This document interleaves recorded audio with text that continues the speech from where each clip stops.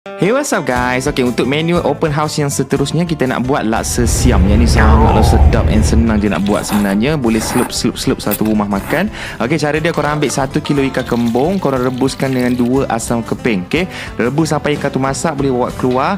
Air rebusan tu jangan buang, kita nak guna lepas ni untuk blend. Okay, untuk ikan tadi pula korang tunggu sejuk and then korang asingkan. Kita ambil isi dia dahulu. Tulang letak tepi, ambil isi sahaja and then korang blendkan dengan air rebusan tadi sampai dah dia lumat macam ni. Boleh letakkan kat tepi dulu. Kemudian tulang yang lebih tadi pula dengan kepala ikan tu korang blend juga dengan air rebusan tadi. Cuma yang ni korang kena tapis sebab dalam tu banyak duri-duri tajam, tak elok tertelan nanti. Ok, next korang ambil 2 bawang merah, 3 batang serai, halia sebesar ibu jari, lengkuas sebesar ibu jari, 2 ketul kunyit hidup, 6 ulas bawang putih, 12 cili padi dengan seketul kecil belacan yang dibakar. Okay, lepas tu kita blend. Lepas tu letak dalam periuk, tak perlu minyak. Masukkan isi ikan kita dah blend tadi dengan tulang, air tulang sekali. Okey, lepas tu simple je. Dia memang campur macam ni saja, tak perlu minyak apa pun. Lepas tu bila mendidih, masukkan 3 kotak kecil santan dan korang tambah 4 helai daun limau purut dengan 2 asam keping.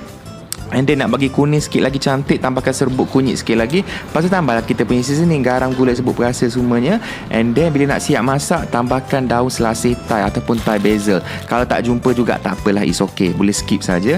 Lepas tu gunakan laksa ini ke dalam paket, senang. Lepas tu celupkan laksa tu, tuang kita punya kuah, letak topping toge, timun, bunga kanta, apa yang korang suka. Itu saja. Sangatlah sedap dan senang korang boleh buat untuk open house raya dengan family nanti.